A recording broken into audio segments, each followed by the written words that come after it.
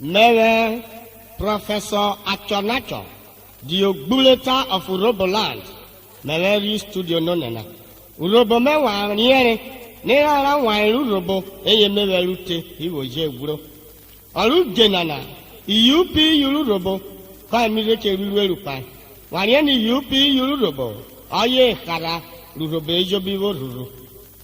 Alo flaju dumia pine rigbe chasa swinera, ya chasa ri yushure wa tweba, na la chona cho Urobo misia gwario, ebra. Angman nang makawa angma. Avua koroi baria. Avua bekre. I am Professor Achonacho, the Ogbuleta of Uroboland. I am not a trivial entertainer, frolicking in aimless inanities of the popular gallery. I will therefore not descend into the putrid pool of the uninformed and will remain resistant to the captive corral of ignorance. This conforms with the universal aphorism which says that we must search for a relevant mechanism for managing pluralism. I am going to take a mental excursion into the historical formation and development of Urobo Progress Union. Achonacho Murio, Misiagwario,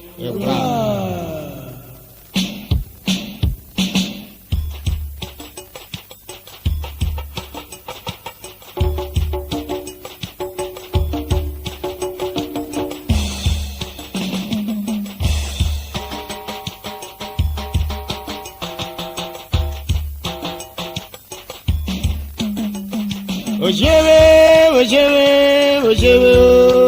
Urobo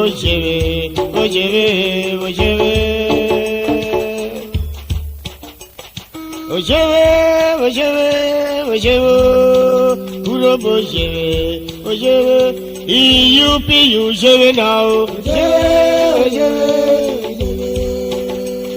EUP Ojewe now,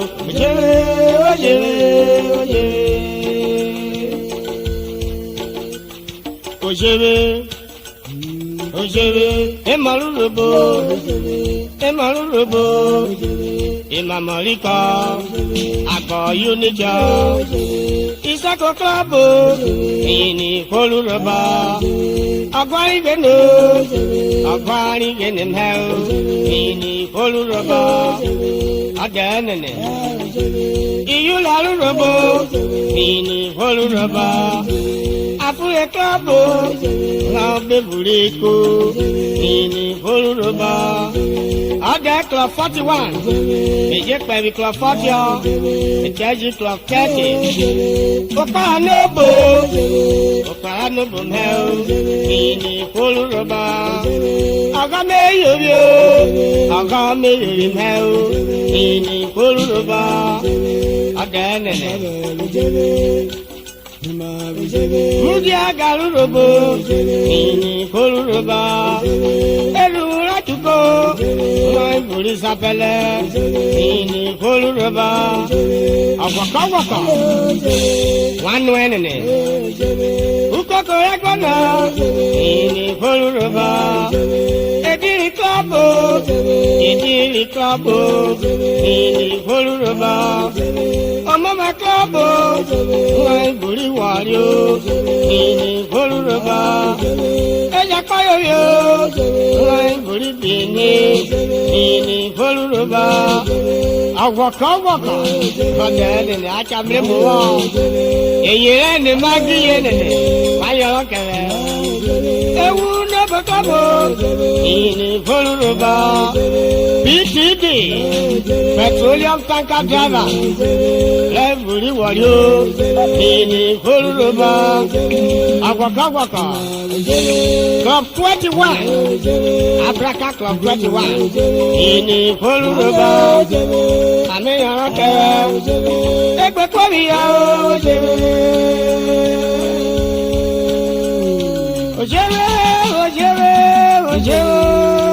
Urobo Ojewe,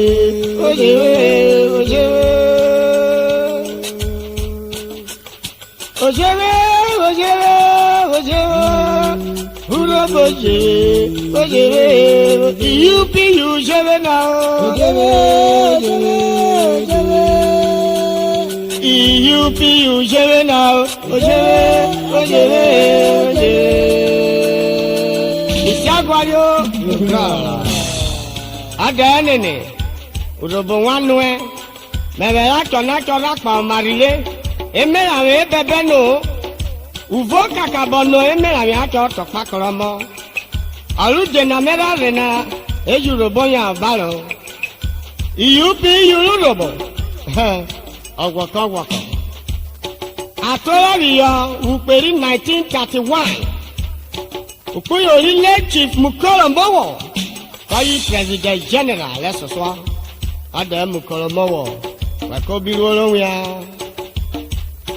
Ukuyo really Honorable J.T. Mariani, Kayi Rai Osiabilo de let's soir. Let Chief Mukolombo, let Chief Abaha, Kayi Swesureto, Waka.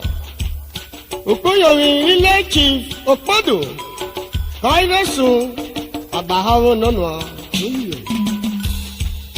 Iyupi Yururobo Aye Karalo Rururobeja Okpodo Wasunu Odereti le Chief T.E.A. Salube Akabarode Anaide Kula Netakwateri Minyo Orewo Kobolonure Adiana Koreti Chief Dr. Esiri Koira Yori UP Yururobo Ereruo Tasa Ukuyowi Chief Dr. James Ogboko Edewo The Oloku of Eku Obaisi of Uroboland Kayarari Batini Iswesunako Waka Ogarevu Tete Kupupu Yekere Ero ruota madiala ye urobeje netayo dia.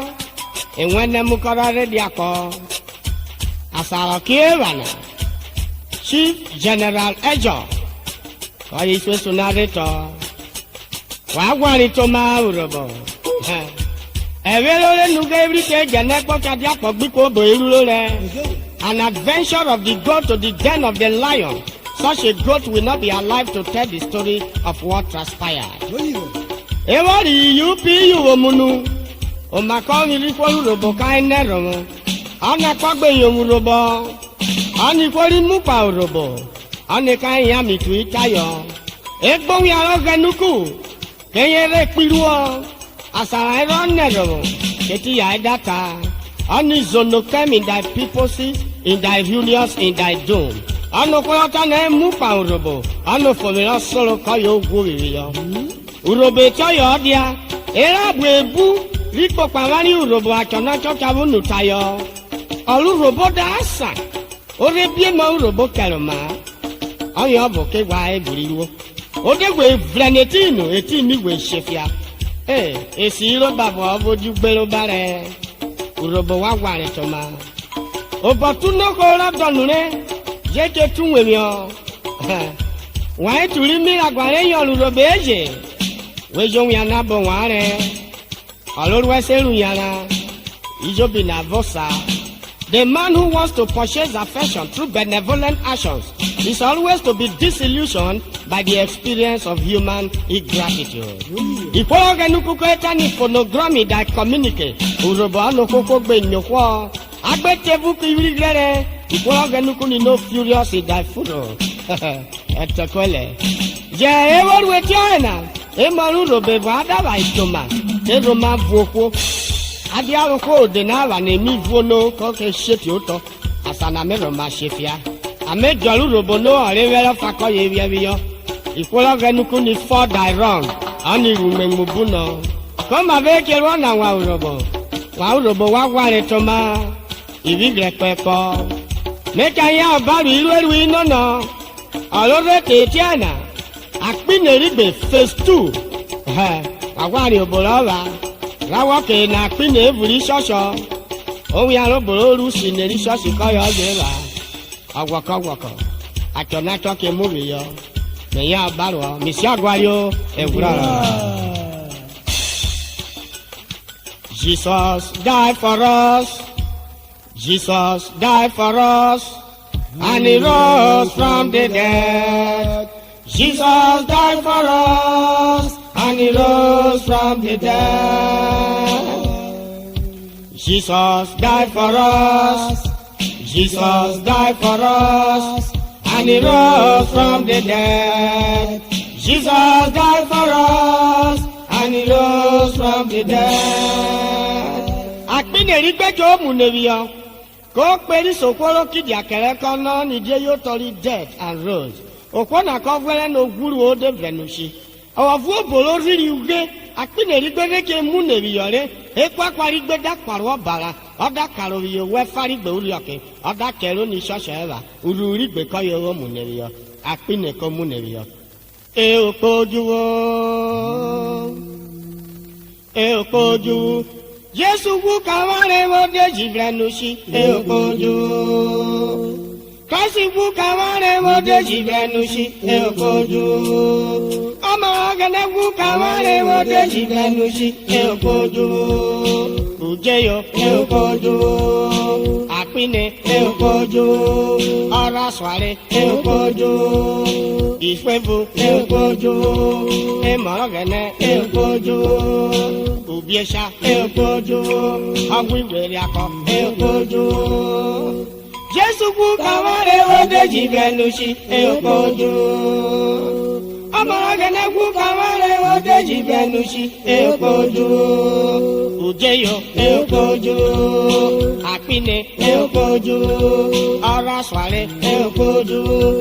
Ìtòrí fẹ́fù ekojo, ìmọ̀ràgẹ̀nẹ̀ ekojo, òbíẹ̀ṣà ekojo, ọ̀gbìgbèrè akọ ekojo. Jesus died for us, Jesus died for us, and he rose from the dead. Jesus died for us, and he rose from the dead. Èkì ọ̀yọ́ adìẹ, anúro fẹ́fẹ́.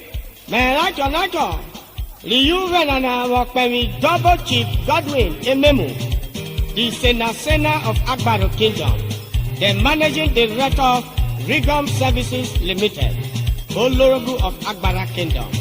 Major Liuvenana Wakarion Nure Rokobo Nure, late Mrs. Inyai Ememu, Ni Ejemudia of Orokoko of Agbaro, Atonacho Kwawe. Major Liuvenana Wakpemi Chief and Chief Mrs. Agbonifo JP, the Uruko Organe of Ogo, the Managing Director, Joma Frozen Foods Limited, Atonacho Kwawamejo, Melachonacho Kanya Baro, the Major Karukuyo Chief Humphrey Idisi, the Managing Director, Lone Star Nigeria Limited, Port Harcourt. Iwe we know na holiday, imbi agwa everu Atonacho, Ekasacho Velo, Chief Happy Ekoji Koko. Vupu yoroni ọ̀bọ̀rọ̀ Chief Obike Ekojikoko wọn akọbíro ẹrú ti mọ́ àwárí ètò kàrúrògbò ọ̀rádìí òun arẹ́rẹ́rú tamárin yàrá ẹ̀rí ọjà. We the Urobo orators realize for our own chagrin that while our counterparts abroad are swimming in an ocean of inexplicable opportunities and wealth, we are here languishing and wallowing in shit penury. But rather than allow ourselves dribble a state of near despair, we have resolved, ladies and gentlemen, to face the situation with malike fortitude and philosophic equanimity. Mr. Aguayo, ètò ọ̀yọ́ di ayélujára iná nana mẹ́ta yẹn bárò òkúyò rí principal aláyé ó ní sukùrùkù ẹ̀dọ́kọ̀bù ìmọ̀tòrọ̀ èdè mùmẹ́lẹ̀ kó bèrè ma ọ́nìkíbi ẹ̀kẹ́rù ní mẹkáníkì kọ́ wá ìyàtà mẹkáníkì tẹ́tí kọ́ nọ́rọ́ madam what is your problem my car mẹkáníkì yìí rí bọ́nẹ̀tì mọ́tò kó kéré ràkótọ́ lákàdẹ́ lábọ̀bọ̀ rí mọ́tò principal aláyé ní wọ́ọ̀lù mọ́tò kọ́lá dé rárá kó mú wọ̀kì mẹkáníkì.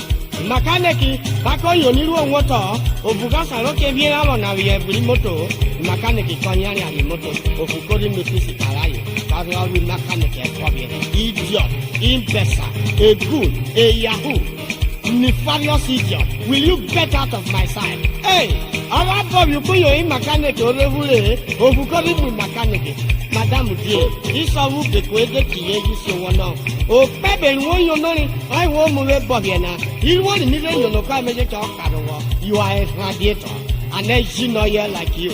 You are a gearbox, a windscreen, a spanner, a screwdriver. Monsieur Aguayo, Asakevana, Agbabu Polora, Elemiru Roboya Baro.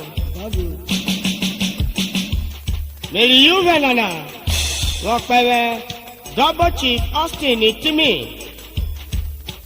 Olùwọ̀kọ̀ the Managing Director of Isoko Plans and Associates. Àjọ̀nájọpọ̀ wọn. Méjèèjì yìí wẹ̀ nana. Wọ́pẹ́rẹ́ Mr. Matthew Agomi, a chartered accountant of the class. NPA Port Harcourt. Ọ̀pákọ̀ mẹ́kẹ́sà àjọ̀wẹ̀ló. Chief Evangelist Jambule Jobi. Ọ̀gẹ̀nẹ̀bí ọ̀kọ̀wọ́. Igbodigbodi ọ̀rọ̀ ayẹyẹ nìyẹn. Chief Isaac Ewere. Alias Uno Oyibo. Àjọ̀nájọpọ̀ wọn. Méjèèjì yìí wẹ̀ nana. Wọ́pẹ́rẹ́ Kúnyòmí. Chief Ọ̀túnkò Unuagba.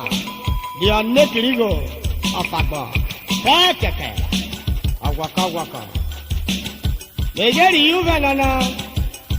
Wọ́pẹ́rẹ́ Omi Àgbáyé Mọ́gọ́kẹ́ Efe Akpobi. The Indomitable Registrar. PTI Efron. Ọ̀sẹ̀wẹ̀kọ́bíwọ́. Chief Robert Inaba. Oṣobe. Ọ̀gẹ̀nẹ̀bí ọ̀kọ̀wọ́. Méjèèjì yìí wẹ̀ nana. Wọ́pẹ́rẹ́ Chief Matthias Denira. The Managing Director of IMAT Nigeria Limited. Eruene na Odova Boyoma. Hey, Awaka. Chief O.C. Majoro, the Ego of Abraka, President African Society of Architects. Also, Wekobilwa, some are born great, some achieve greatness, and some have greatness bestowed upon them. Ade Ego, Tanaka Pawe, Mr. Peter Ono Tugoma, Oni Abome Wekobilwa. Okay, yummy. Anike Twekwa, Oma, Anoyo Yoya, Bevaraba. Méjèèjì yìí wẹ̀ nana Wọ́pẹ́rẹ́ Charles Daffy, the Managing Director, Chevan Nigeria Limited. Ìwé ìwé iná nẹ̀nà lóde. Ọ̀wọ̀kọ̀wọ̀kọ̀. Chief Mrs. Julie Ego, the only Ego of Ugwero. Ọ̀sẹ̀wẹ̀kọ́bíwọ́. Méjèèjì yìí wẹ̀ nana Wọ́pẹ́rẹ́ Chief Christopher Omasheye of Eku, Lówó Sọ́sẹ̀rán, bẹ̀rẹ̀ látọ̀nátọ̀ ẹ̀kọ́ bóyọ̀. Chief Johnson Efebe. Hey, ọ̀yíwú wèmíláwí yéésì dé house. Òbí Bùrábíráká. Mẹ̀pẹ̀wọ́ mìíràgbọ́ ìrẹ́nẹ́dẹ́. Di òmìnímìnì ìrọ́bà ọ̀fàbíráká. Ó ní ọ̀bọ̀wẹ̀ kó bí wọ́. Àfiótọ́ gàdí akẹrùnwé ìjà àfiótọ́ zùbú. Ààyè ọ̀gàdì ọ̀yẹ́ ìrìbọ̀ ọ̀bùrọ̀ sẹ̀ wọ̀n nà mẹ́kù gbẹnu. Ó dé yìí rí mi pamẹ́. Ubie mẹ́rin ìrẹ́rù kéré. Òsọ́sámi lóòvò gbẹnu gbító rí mi. Ọ̀lọ́pọ̀nyàrí kọ́bẹ́ lọ́rì yẹmu. Man got to know his limitation. Méjèèjì yìí wẹ̀ nana. Wọ́pẹ́rẹ́ Kúnyòmí Double Chief Efe Akọ̀fúlẹ̀. Ọ̀yà jẹ̀nẹ́rù rí ọ. Àjọ̀nájọpọ̀ wọn. Méjèèjì yìí wẹ̀ nana. Wọ́pẹ́rẹ́ Barrister UK Mariere. Ọ̀yà tẹ̀kọ́ ẹ̀nẹ̀rù rí rúbọ. Dr. Didi Mowo, son of the Inner Temple. Ọ̀sẹ̀wẹ̀kọ́bíwọ́. The Gbaragalo community. Bíkẹ́sẹ̀ sọ̀dọ̀ ìpíjọ́ bí ẹ̀ṣẹ́ fúnlẹ̀. Mẹ̀pẹ̀wú mú yẹ̀ ìgbéragalé jọ. Kúnyòmí Omíràgbà Joseph Eyake. Àní mẹ̀pẹ̀wù wà láwọn akóbíwọ́. Ebi oró tọ́ yẹn ní ẹ̀dá ọ̀yàn nàkíọ́. Méjèèjì yìí wẹ̀ nana. Wọ́pẹ́rẹ́ Maxwell Urogo. He is a multi-dimensional business executive. Ìwọ̀lì yọ̀ ọ́ wá. Ọ̀wọ̀kọ̀wọ̀kọ̀. Kúnyòmí Omíràgbà Joseph Eyake. Àní mẹ̀pẹ̀wù Míràgbà nana. Wúkẹ́jà àìwọ́kọ̀yọ. Ìyọ̀ ìṣíwó blọ̀ọ̀lìọ̀. Omíràgbà Mr. and Mrs. Okolobe. James Okolobe. Àní mẹ̀pẹ̀ ọ̀wẹ́nu wẹ̀kọ́bíwọ́. Méjèèjì yìí wẹ̀ nà pẹ̀wù Kúnyòmí Mr. and Mrs. Monday Onomroba. Àní wọn akóbíwó yẹ̀sì ọ. Ọ̀wọ̀kọ̀wọ̀kọ̀. Chief Sylvester Koko. Akóbíwọ́. Adé Mẹ́mí Olóta Tony. Park Hotels Limited. Ẹ̀fún mẹ̀pọ̀ ọ̀wẹ́. Méjì pẹ̀lú Chief Ododago. Ìwé ìwé iná nẹ̀nà lọ́dọ̀. Adé Julius Afẹ́. Àkànyà ọ̀bàlù ìwé lù nànà. Àṣà hòtẹ́ẹ̀lì náà èké kó wìwì yọ. Ìrà àyà ọ̀bàlù ọ. Bẹ̀rẹ̀ látọ̀ pẹ̀lú rògbèjọ. Méjì pẹ̀lú àyè mọ́. Mrs. Ruth Ayevọ́gọ̀ Kejera. Àtọ̀nàtọ̀ rògbòsí àgbáyé ewúrọ̀. Ejeri yuwe nana. Wapere Isaac Kodibo. Ayoni abo me. Meje pere Chief Mrs. Antodo. Ayisu yula urobeje. Megala ge jopa Chief Awala Inone. Wapere Jinia Oki. Wakobi wo urobo westwelo. Yala pere Kuyomiri Chief Mrs. Dele Unwagba. Oni ame wakobi wo Mrs. Agwali o.